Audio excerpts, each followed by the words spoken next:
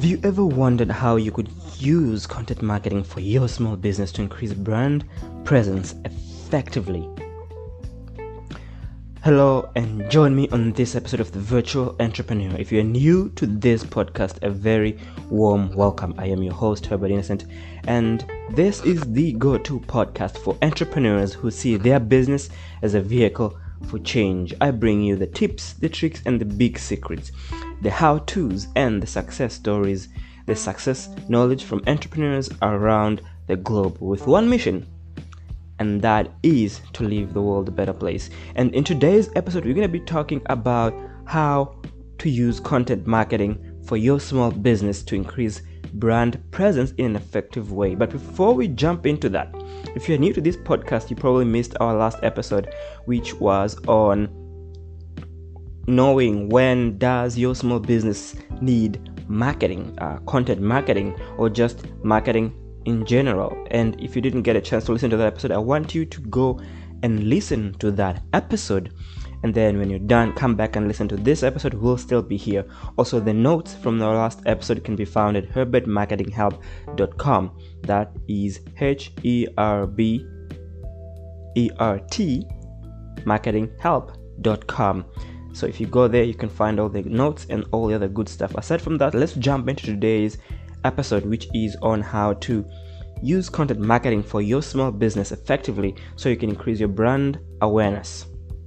Now, when it comes to essentially, using content marketing for your small business to increase your brand awareness, the first step is essentially to consider your audience, right? Because your content marketing, your marketing in general, while you build it for your business, it is actually designed to assist and help your ideal clients, to assist and help your audience. It is designed with the aim of turning unknown visitors and lookers on your website into your audience and into your buyers, people who buy not just into your product but also your vision, your message, and your mission, right? And so the first thing is to consider your audience. Who are they, right? And where can you find them? Because depending on who your audience is, where you can find them is also very, very different. So who are they? And by who they are, essentially we're going to go dive deep into this. But what we mean is, right, male, female, is it both?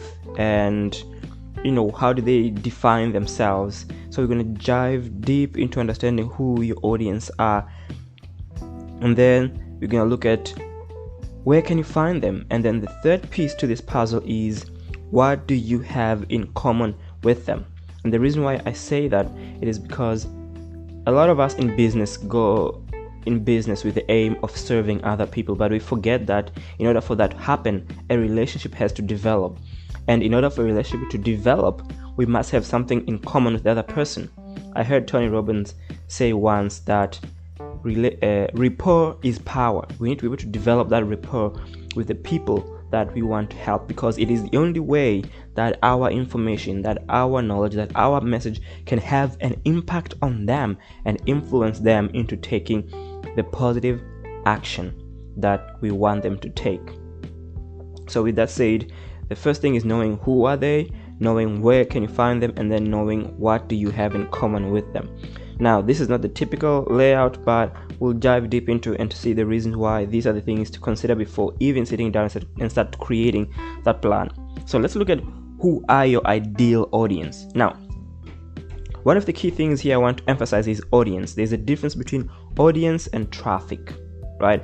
And a lot of us in business, we use these terminologies as if they mean the same thing, but they don't. So traffic are essentially visitors. These are strangers. They don't know you yet. They're just looking around, getting a feel for what they're walking into, but they haven't bought anything so far in terms of your ideas, your message, or your product. They haven't bought into any of that. They're just looking around, window shopping per se, right? So, and then your audience, these are people who are actually looking forward to your message. They are looking forward to what you have to say next. They're looking forward to what your product can do for them and what it has done for them if they've already bought.